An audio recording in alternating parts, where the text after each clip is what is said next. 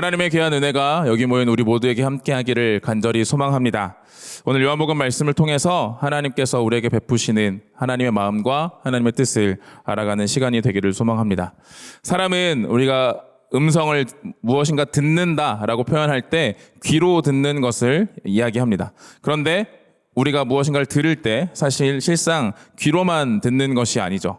입모양이나 표정이나 사람들의 몸짓이나 시선 이런 것들 비언어적인 어떤 단서들을 통해서 그 의미가 무엇인지 그 말이 어떤 것인지를 파악하는 게 우리의 모습입니다. 그래서 뇌가 단순히 그 청각만이 아니라 시각과 촉각 모든 감각을 동원해서 그 정보를 처리해서 그것이 무엇인지를 안다라고 이야기합니다. 그래서 듣는다는 것은 단순히 귀로만 듣는 것을 이야기하는 것이 아니라는 거죠.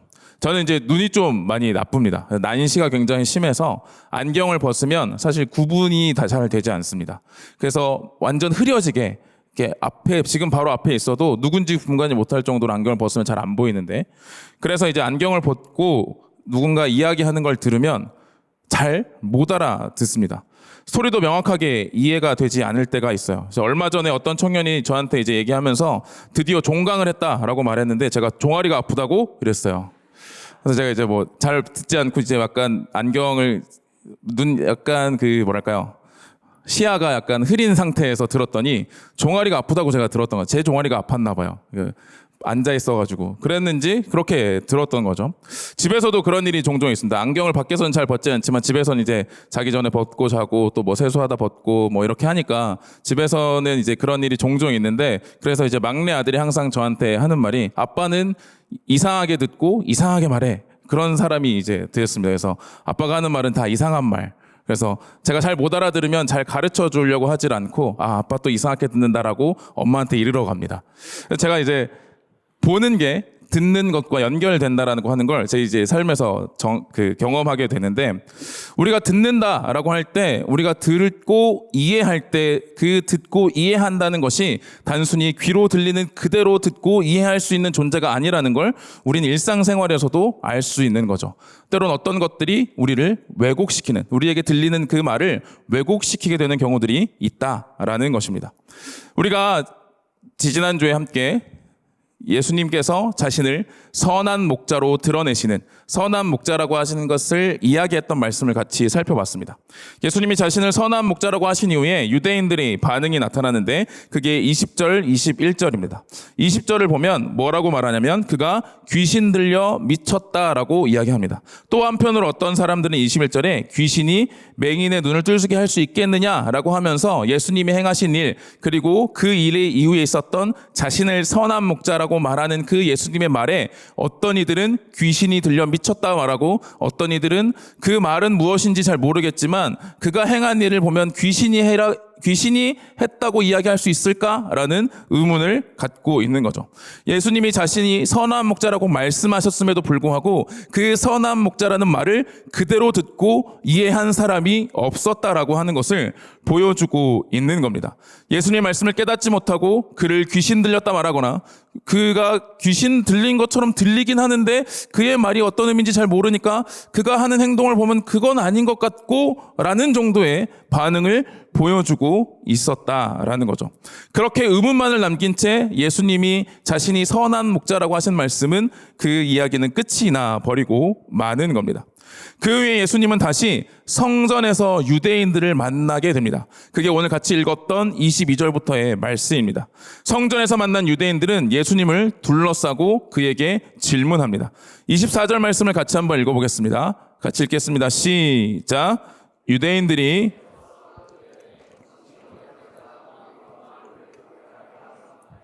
그리스도이면 밝히 말씀하소서 하니. 아멘. 지금 유대인들이 예수님을 둘러싸서 질문을 합니다. 당신이 언제까지나 우리의 마음을 의혹하게 하려 하나이까? 그리스도이면 밝히 말씀하소서라고 이야기하고 있다는 거죠. 이 말을 들으면 자칫 우리가 들을 때 유대인들이 예수님이 그리스도이신지 메시아인지 매우 궁금해하고 있구나라는 생각을 할 수 있습니다. 그런데 24절의 첫 번째 우리가 그 질문을 보면 빨간색 글씨로 나와 있는 한번 띄워주시면, 그 앞에가 없나요?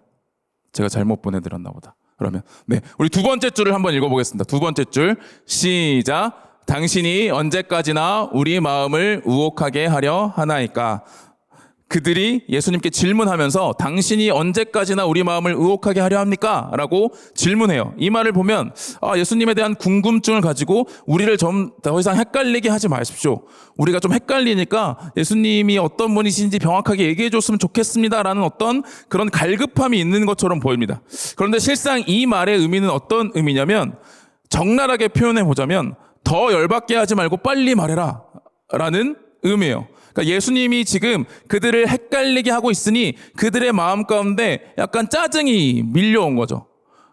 아니, 당신이 메시아고 그리스도면 그렇게 이야기하면 되지 왜 자꾸 헷갈리게 그런 것처럼 아닌 것처럼 이도저도 아닌 것처럼 말하고 행동하느냐라고 그들이 반문하고 있었다라는 겁니다.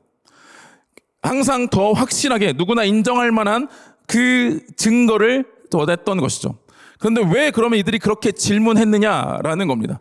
그건 그가 확실히 말하면 내가 당신을 믿겠습니다. 내가 이제 더 이상 열받지 않고 당신을 믿고 따르겠습니다. 라고 생각하고 그런 질문을 한 것이 아니었습니다. 이 사람들은 어떤 사람이냐면 바로 우리가 앞서 계속해서 요한복음에 봤던 것처럼 예수님을 돌로 치려던 자들이었습니다. 돌로 치려던 자들이 열받게 하지 말고 정확히 말하라 라는 건 뭘까요? 자신들이 돌로 칠 만한, 빼도 박도 못할 만한 확실한 증거를 당신의 입으로 말하라 라는 이야기였던 거죠.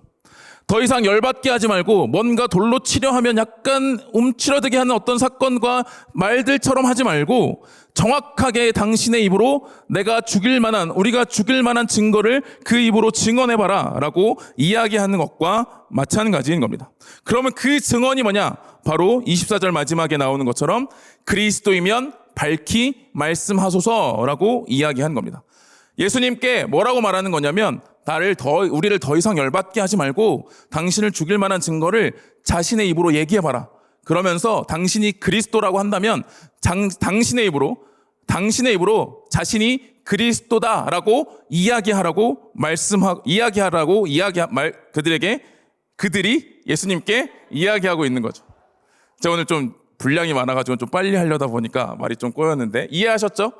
네, 감사해요. 여러분 역시 듣는 귀가 열려있는 우리 청년부 감사합니다. 그들이 예수님의 입으로 그리스도라고 말하는 걸 듣고 싶었습니다. 왜냐하면 예수님을 죽일 명확한 증거를 갖고자 했던 것이기 때문입니다. 그들이 그리스도를 알길 원했던 건, 예수님이 그리스도이심을 알길 원했던 건 그가 그리스도이면 믿으려 했던 것이 아니라는 것이죠. 요한복음을 살펴보면 예수님이 그리스도이심을 드러낸 적이 있었습니다. 그게 언제였냐면 요한복음 4장에 나옵니다. 요한복음 4장 25절 26절 말씀 우리 같이 한번 읽어보겠습니다. 시작. 여자가 이르되 메시아 곧 그리스도라 하는 이가 모든 것을 우리에게 알려주시리이다. 예수께서 이르시되 내게 말하는 내가 그라 하시니라. 아멘. 여자가 메시아에 대해서 이야기하니까 예수님이 내가 그라고 말씀하시는 장면이 나오죠. 이 여인은 어떤 여인일까요? 요한복음 4장에 사마리아 여인이죠. 사마리아 여인입니다. 유대인이 아닙니다. 사마리아 여인에게는 자신을 그리스도로 나타내셨습니다. 그런데 유대인들을 대상으로는 자신이 그리스도라고 하는 것, 메시아라고 하는 걸 직접적으로 이야기하신 적이 없었습니다. 예수님은 끊임없이 자신의 가르침과 그들에게 기적을, 표적을 보여주시고 그들에게 말씀과 행위로 이야기하셨지만 명확하게 그리스도다, 메시아다라는 말씀은 하지 않으셨던 거죠. 그러니까 그들이 이렇게 말하는 겁니다. 당신을 죽일 만한 증거를 내가 확실히 얻고 싶은데 그건 당신의 입으로 그리스도라고 말하는 것이다 라고 이야기하고 있다는 거죠. 예수님께서는 그런데 그리스도라고 그들에게 이야기하지 않으신 이유가 있습니다. 첫째는 무엇이냐면 우리가 요한복음을 살펴보면서 유대인들이 기대했던 메시아에 대해서 이야기했습니다. 그들이 기대했던 메시아는 어떤 메시아였죠? 정치적이고 군사적으로 그들을 해방시켜서 이스라엘이라는 나라를 다시 세울, 로마로부터 해방하여 다시 이스라엘을 세울 왕을 메시아를 기대했습니다. 그들이 기다렸던 그리스도는 그런 존재였던 것이죠. 그러니까 예수님이 자신을 그리스도라고 말하면 그들이 오해하는 그대로 그렇게 이해할까봐, 자신을 그렇게 이해할까봐 예수님은 먼저 이야기하지 않으셨던 겁니다. 그리고 그리스도라고 하는 증거를 가르침과 행동들을 통해 보여주셨던 것이죠. 또 다른 이유는 무엇이냐면 진정한 그리스도, 메시아는 십자가의 죽음으로 고난당하는 종인데, 고난당하는 메시아인데 그거를 그들이 이해할 수 없기 때문에, 이해할 수 없는 것을 먼저 제시해서 그들을 아예 떨어져 버리고 외면되어지지 않게 하도록 하기 위해서 차근차근 그들에게 가르쳐 주셨던 것이 예수님의 모습이었던 것이죠. 그렇게 예수님은 자신의 가르침과 행하시는 일로만 그들에게 메시아임을, 그리스도이심을 나타내셨던 겁니다. 그런데 그들은 예수님을 죽일 명백한 근거를 갖기를 원했고, 그리고 성전에 계신 예수님께 질문했던 것입니다. 그들은 많은 가르침이 전해졌고 많은 사건을 경험했지만 목자 되신 예수님의 음성을 듣지 못하고 있는 자들이라는 사실을 보여주고 있는 거죠. 자칭 그리스도라는 자백을 원했던 그들에게 예수님은 이미 그들에게 가르쳐주고 말했음을, 자신의 삶을 통해 보여주었음을 이야기하십니다. 예수님이 직접 말씀하지 않으셨다고 해도 그의 이미 많은 가르침들과 그가 행한 많은 표적들이 그가 그리스도이심을 드러내고 나타내고 있었다라는 것이죠. 그런데 예수님은 그들을 향해 너희가 내 양이 아니므로 믿지 않는다라고 말씀하시며, 목자의 음성, 선한 목자의 음성을 듣지 못하는 양들이 지금 그 앞에 서 있는 유대인이라는 사실을 이야기하셨던 겁니다. 그리고 예수님은 그들의 모습을 적나라하게 드러내시고자 말씀을 하기 시작하십니다. 예수님은 30절에 이렇게 말합니다. 나와 아버지는 하나이니라 하신대. 아멘. 예수님이 그리스도인지 묻는 그들에게 나와 아버지는 하나이라 하신대라고 말씀하고 있습니다. 자신과 아버지가 하나라는 말씀이라는 거죠. 이 말을 듣고 유대인들은 어떻게 했을까요? 예수님을 돌로 치려 했습니다. 31절, 33절 보면 이렇게 나옵니다. 그들이 돌로 치려 하거늘. 33절에 이유가 나오는데 같이 한번 읽어보겠습니다. 시작. 유대인들이 대답하되 돌로 치려는 것이 아니라 신성모독으로 인함이니 내가 사람이 되어 자칭 하나님이라 함이로라. 아멘. 그들이 예수님을 죽이려는 이유가 뭐라고요? 신성모독이라고요. 그가 예수님이 자칭 하나님이라 칭했다라는 겁니다. 그들은 나와 아버지는 하나라는 이 말을 듣고 예수님이 자칭 하나님이라 말했다고 생각했고, 그것이 신성모독이라 여기며 그를 돌로 치려 했다라고 하는 것을 이야기하고 있는 거죠. 그런데 이 말은, 예수님이 하신 그 말을 그들이 왜곡해서 오해하고 있는 것임을 보여주는 겁니다. 나와 아버지는 하나라는 말에 이 하나라는 단 것을 보면 우리도 그들처럼 생각할 수 있습니다. 아, 하나님과 예수님이 하나라는 거구나 라는 의미처럼 들리는 거죠. 그런데 이 하나라는 단어, 헬라어 단어가 어떻게 쓰였는지에 따라서 조금 다른 의미를 갖게 됩니다. 그 헬라어에는 성수격이라고 해서 그 차이가 단어마다 존재를 하는데, 남성, 중성, 여성이라고 하는 게 있습니다. 그런 게 있어요. 그런데 그것이 그 쓰일 때마다 의미가 달라지는 거예요. 오늘 하나라는 헬라어는 이렇게 두 가지로 쓰일 수 있는데, PPT를 좀 보여주시면 남성형은 뭐라고 써있죠? 뭐라고 써있죠? 누가 말하시는 것 같은데? 에이스라고 써있죠. 중성형으로 쓸 때는 N이라고 쓰이는 겁니다. 그래서 오늘 본문에는 중성형으로 쓰여 있습니다. 근데 남성형으로 에이스라고 쓰인 단어가 쓰일 때는 어떤 의미냐고 하냐면, 그와 내가 동일한 인격체다라는 겁니다. 그러니까 다른 존재가 아니라 하나의 인격체라는 거예요. 남성형으로 에이스로 쓰일 때 말이죠. 그런데 중성형으로 쓰일 때는 어떤 의미냐면, 그가 하는 일과 내가 하는 일이 본질적으로 차이가 없다, 같은 것이다 라는 겁니다. 그러니까 하나님의 일과 나의 일은 하나다라고 예수님이 말씀하고 계시는 거예요. 하나님이 행하시는 일과 예수님이 행하시는 일, 그들은 본질적으로 하나이면서 같은 일을 행하고 계신다라는 걸 예수님은 나와 아버지는 하나라는 말에서 가르쳐주고 계시는 겁니다. 그런데 유대인들은 자신들이 생각하는, 자신들이 판단하는 것을 가지고 그 말을 왜곡해서 듣고 있는 겁니다. 예수님이 하나님과 자신이 동등한 인격체인 것처럼 말했고, 그렇게 그들이 받아들이면서 예수님이 스스로를 하나님이라고 말해서 그를 신성모독으로 죽이려 했다라는 것이죠. 이해가 되세요? 차이가 무엇인지 이해가 되신가요?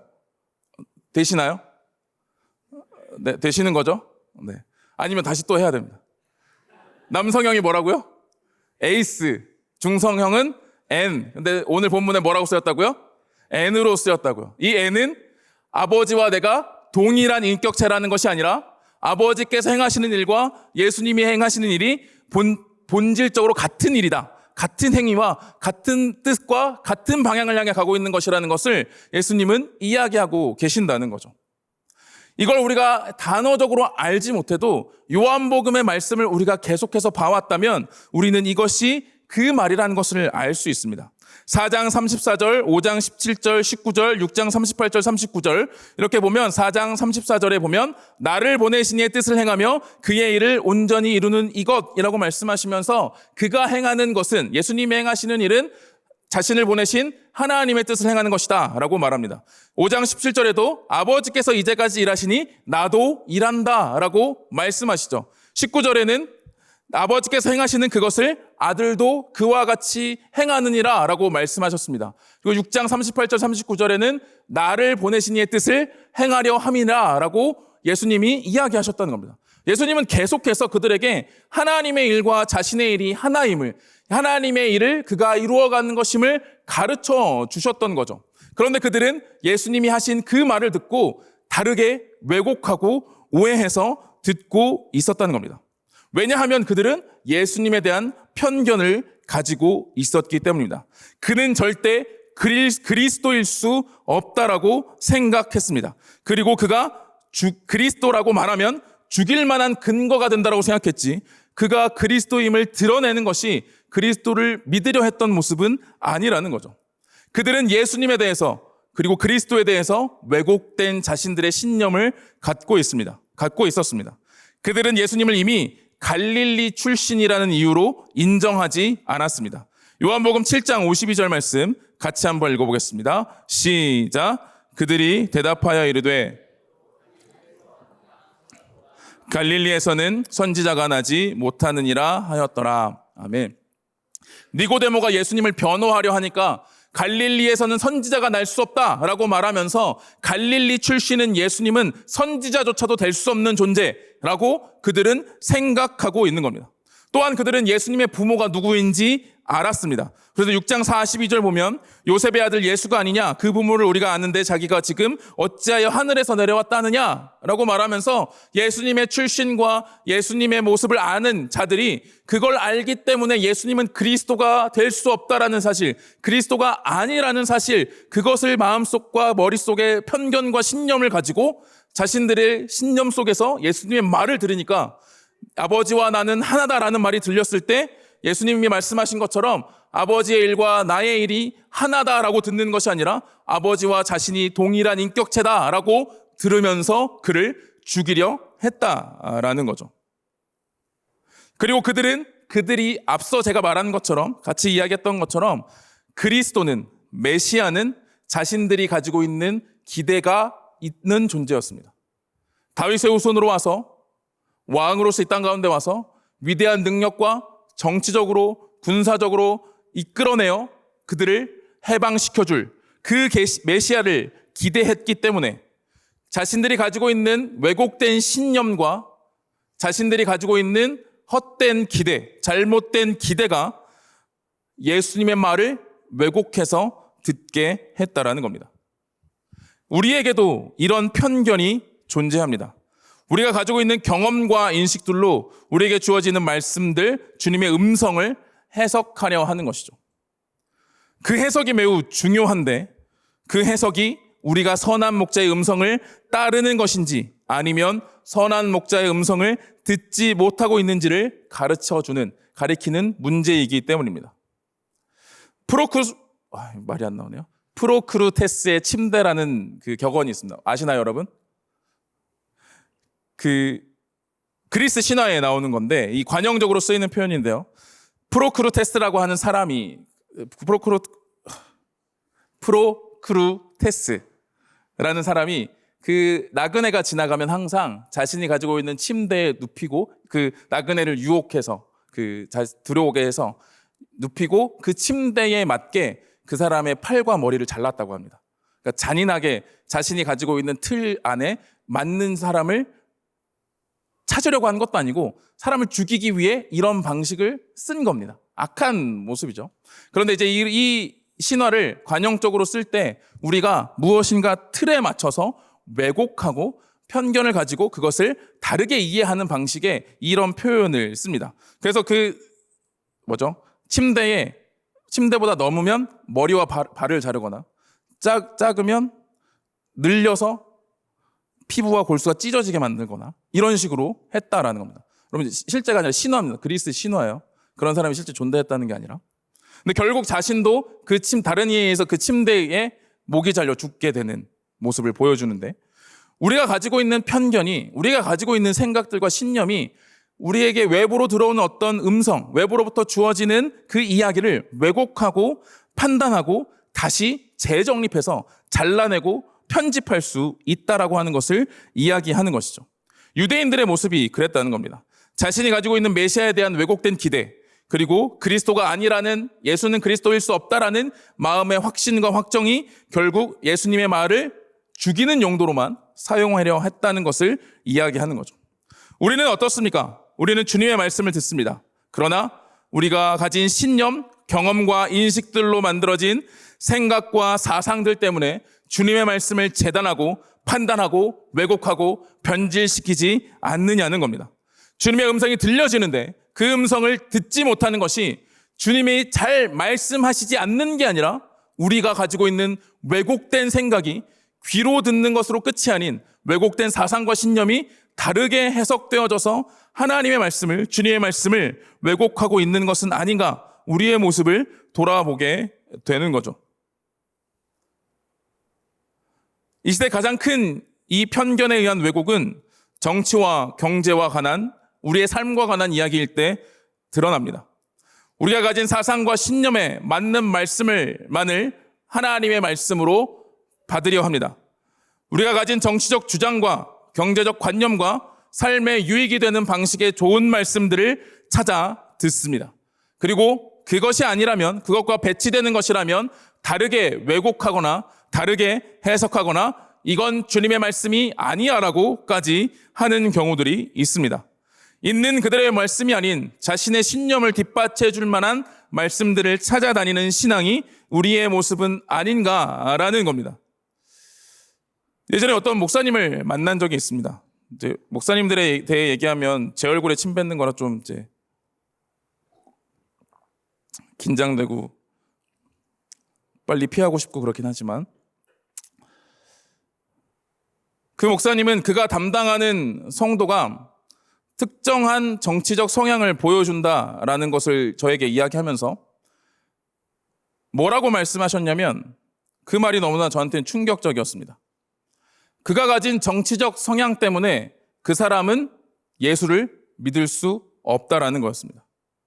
그 정치적 성향 때문에 예수의 능력이, 복음의 능력이 그에게는 발휘되지 않을 것이기에 그냥 포기해버리면 된다는 것이었습니다. 복음이 그렇게, 주님의 말씀이 그렇게 능력이 없습니까? 그 정치적 성향이 복음보다 앞서는 것입니까? 이미 복음은 그에게 아무런 능력을 줄 수 없는 것인가요? 자신의 신념과 사상에 사로잡혀 주님의 음성을, 주님의 마음을, 주님의 복음의 능력을 제한하고 왜곡하고 변질시키려는 행위가 아니면 무엇일까요? 우리에겐 다른 정치적 성향과 신념이 있을 수 있습니다. 그러나 복음이 그것을 하나로 만들 수 없나요?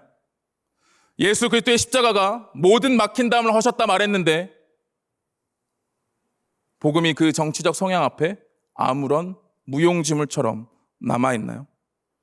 우리가 가지고 있는 편견이, 우리가 가지고 있는 왜곡된 시선이, 우리가 가지고 있는 왜곡된 신념들이 하나님의 말씀을, 하나님의 음성을 무능력하게 만들고 의미 없는 소음처럼 만들어버릴 수 있다는 것을 저는 그 이야기를 통해 보게 되었습니다. 성경이 말하는 그리스도, 성경이 말하는 신앙, 성경이 말하는 하나님에 대해서 우리가 함께 그 음성을 들으려 하기보다 그 음성을 들으면서 끊임없이 내가 가지고 있는 신념과 왜곡된 사상으로 재해석해내려 하는 우리의 모습이 있다면 우리는 이 시간에 그것을 돌이켜야 하는 것이죠. 유대인들은 율법에 대해서도 제대로 이해하지 못했습니다. 율법을 잘 아는 자들이라고 스스로 말했지만 그 율법에 대해서도 온전히 이해하지 못한 것이죠. 10장 34절에 이렇게 말합니다. 우리 같이 한번 읽어보겠습니다. 시작. 예수께서 이르시되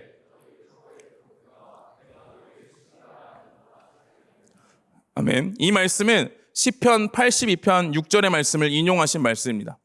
시편 82편 6절 말씀을 읽어보면 내가 말하기를 너희는 신들이며 다 지존자의 아들들이라 하였으나 라고 말씀합니다.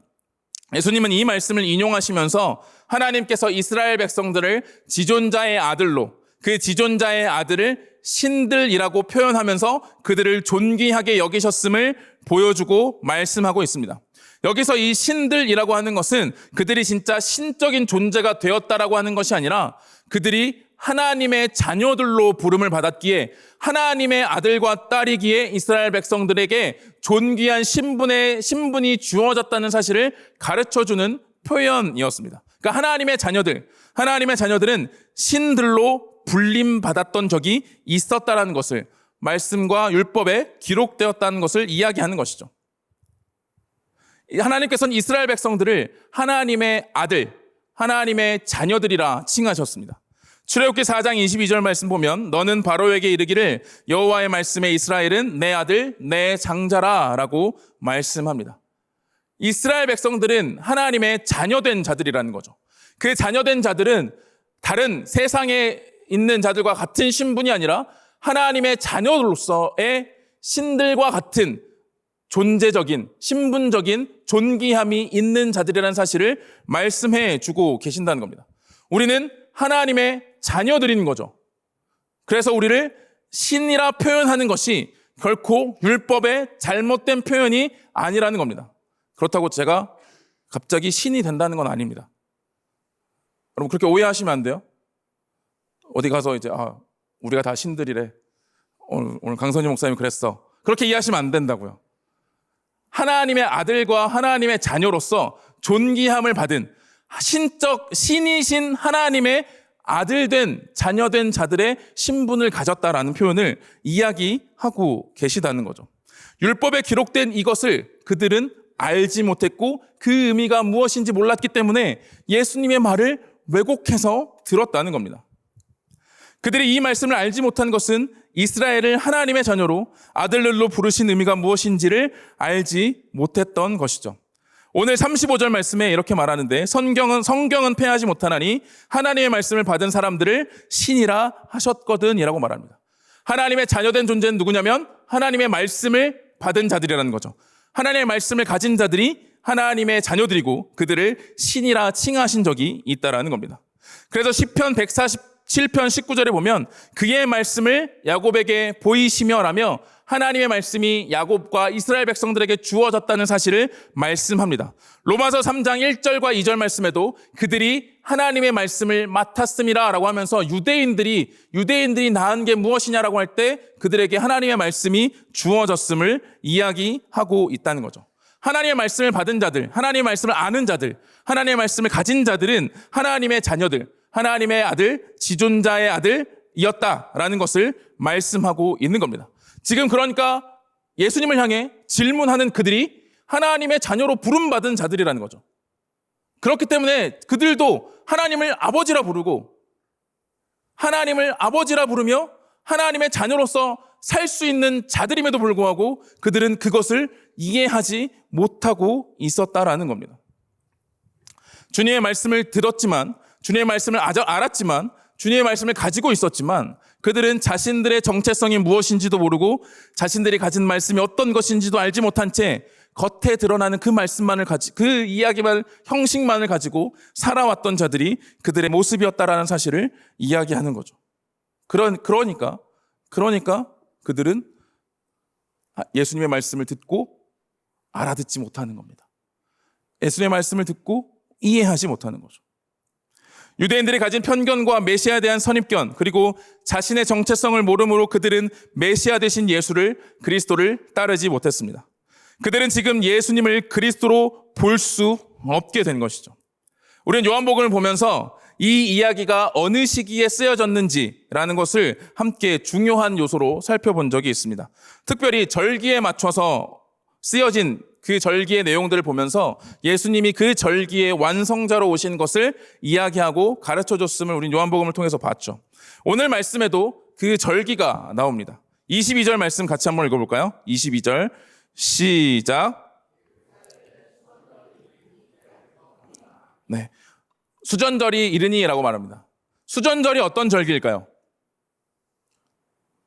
수전절이라고 하는 건 구약 성경에는 나오지 않습니다. 구약 성경에 나오는 절기가 아니에요. 이 절기는 언제 만들어진 절기냐면 그 말라기와 마태복음 이제 예수님이 오시기 전 사이에 우리가 흔히 중간기, 말씀이 주어지지 않았던 시기라고 말하는 그때에 있었던 사건을 기반으로 유대인들이 만들어 지켰던 절기입니다. 그게 어떤 사건이냐면 예루살렘 성과 성전이 로마의 황제에 의해서 점령당합니다. 단순히 점령당한 게 아니라 안티오쿠스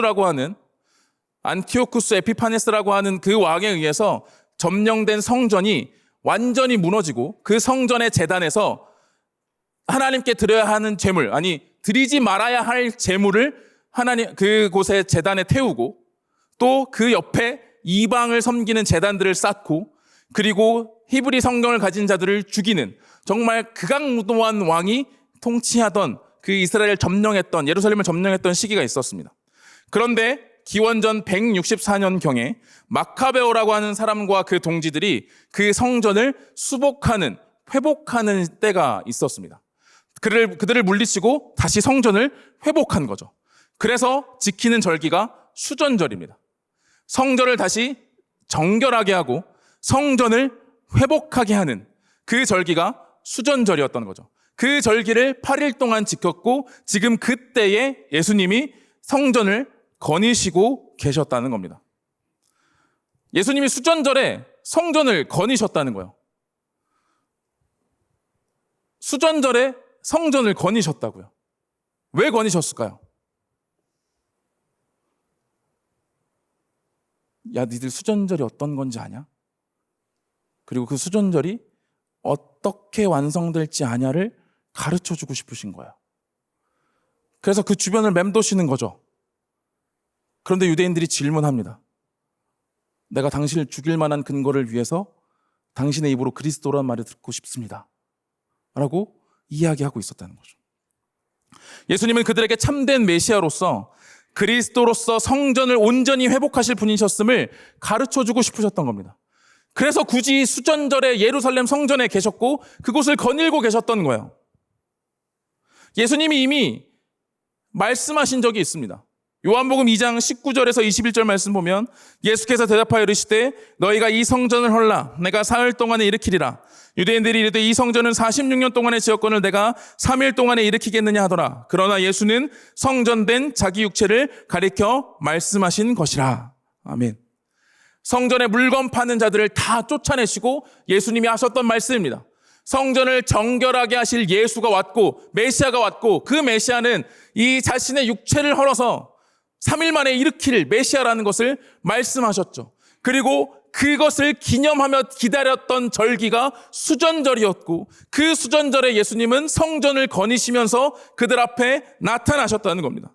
참된 성전의 회복, 마카베오 시대에 있었던 성전의 정결과는 비교할 수 없는 완전한 성전의 회복을 위하여 오신 메시아 예수 그리스도를 그들에게 가르쳐주고 싶으셔서 하나님의 일이 그것이고 그가 따르는 예수님의 일도 그 일이기에 자신이 이곳에 왔음을 가르쳐주고 싶으셔서 성전을 거니시는 그를 향해 유대인들은 내가 당신을 죽일 만한 근거를 대라고 이야기했다는 것이죠. 그리고 그걸 가르쳐 주셨음에도 불구하고 알아듣지 못하고 깨닫지 못하고 결국 돌로 쳐 죽이려는 자들이 되었다라는 것을 이야기하고 있는 겁니다. 하나님은 우리 삶에도, 예수님은 우리 삶에도 거니고 계십니다. 예수님은 우리 삶에도 우리 주변을 맴돌고 계십니다. 우리의 인생의 주인이, 우리의 참된 메시아가, 우리를 진정으로 살게 할 분인, 우리를 영원한 하나님의 나라의 은혜 가운데 거하게 할 분, 그분이 메시아임을 가르쳐주기 위해서 우리의 삶의 주변에 거닐고 계신 거죠. 우리를 사랑하시기 위해, 우리를 사랑하셔서 보내셨다는 그 하나님의 뜻을 이루셨고 앞으로도 영원히 이루어 가실 분이기에 우리 가운데 삶에 거니시며 우리에게 질문하게 하시는 겁니다. 그런데 우리는 어떤 질문을 주님께 합니까? 주님의 음성을 어떻게 듣고 있냐는 거죠. 우리는 지금 선한 목자의 음성을 듣는 때를 지나고 있습니다. 그 음성을 구별하고 그 음성을 듣기 위하여 훈련하는 때인 거죠. 그 음성을 듣고 온전히 따르기 위하여 나아가는 지금 이 순간의 삶 속에 예수님은 거닐고 계십니다. 함께하고 계십니다. 그리고 묻고 계십니다. 아니, 질문해 주기를 원하고 계십니다. 그리고 그 대답에, 그 예수님의 응답을 온전히 듣는 자들이 되기를 원하시는 것이죠. 예수님은 거니시며 우리에게 말씀하고 계십니다. 예수님은 거니시며 우리에게 가르쳐주고 계십니다. 그런데 우리가 가진 신념 때문에, 우리가 가지고 있는 생각 때문에, 우리가 가지고 있는 사상 때문에 주님의 말씀을 왜곡하고 있다면 우리는 그 신념과 사상을 주님 앞에 내려놓지 않으면 끊임없이 잘못된 말씀을 왜곡한 자로 서 있을 수 있다는 사실을 우리는 기억해야 하는 겁니다. 우리가 누구인지 모르고 우리가 하나님의 자녀라는 것, 하나님의 자녀의 특권이 무엇인지, 하나님의 자녀의 권세가 어떤 것인지를 알지 못하고 그저 내가 예수님을 믿는 것인가? 내가 예수님을 믿어야 하는가? 믿으면 뭐가 좋은가? 라고 하는 것에 맴돌아 있다면 우리는 그 음성을 온전히 듣지 못하고 우리가 그 안에서 내가 원하는, 내가 바라는, 내가 생각하는 것으로 변질시키고 왜곡할 수 있다라는 사실을 이야기하는 거죠. 그 유대인들이 주님의 음성을 듣지 못하는 양들의 모습을 보여줬고 우리도 그 가운데 있을지 모릅니다. 우리가 만약 그렇다면 우리가 그 마음이, 우리가 그렇다고 말씀하고 계시다면 우리는 이제 그것을 내려놓고 돌이켜야 합니다. 그런데 안 됩니다. 여러분들이 내려놓으려고 저와 여러분들이 내려놓으려고 해도 안 됩니다. 자꾸 내가 원하는 것들을 찾습니다. 자꾸 내가 원하는 것만 말씀에서 발견하려 합니다. 자꾸 내가 원하는 말씀만 찾으려 합니다. 그래서 그것들로 나의 삶을 나의 원동력으로 삼고 싶어 하는 게 우리의 마음 가운데 있는 욕망이라는 거죠. 그걸 해결하기 위하여 예수님이 오셨고 그걸 해결하시기 위하여 우리 마음 가운데 임재하시며 그래서 우리 가운데 역사하셔서 거니시며 자꾸, 이런 표현이 좀 신성 모독일 수 있겠지 모르겠지만 거슬리게 하십니다. 내 마음이, 내 생각이 자꾸 예수님 때문에 거슬립니다. 자꾸 뭔가 꺼림칙합니다. 그건 주님이 우리에게 말을 걸고 거닐고 계시는 겁니다. 나한테 물어봐. 나한테 이야기해. 내가 말해줄게. 그리고 너의 신념과 너의 사상과 너의 왜곡된 정체성을 내가 바꿔줄게라고 이야기하고 계시는 겁니다. 사랑하는 우리 동관교회 청년 지체 여러분, 주님은 여러분들의 삶에서 거닐고 계십니다. 그리고 질문하고 질문하기를 원하고 계십니다. 그 질문을 우리가 합시다. 그 질문을 주님 앞에 들고 나아갑시다. 그리고 주님께 맡깁시다. 내 신념, 내 사상, 내 왜곡된 생각과 판단이 주님의 말씀보다 더 크지 않다는 걸, 주님의 말씀 앞에 그 모든 것들이 사라져버리길, 그래서 하나님의 참된 자녀로서 온전히 서 있는, 그래서 들리는 음성을 있는 그대로 받으며 그것이 진정한 우리의 힘과 능력이라는 사실을 것들을 경험하며 나아가는 저와 여러분이 되기를 간절히 소망합니다. 시간 같이 찬양하겠습니다.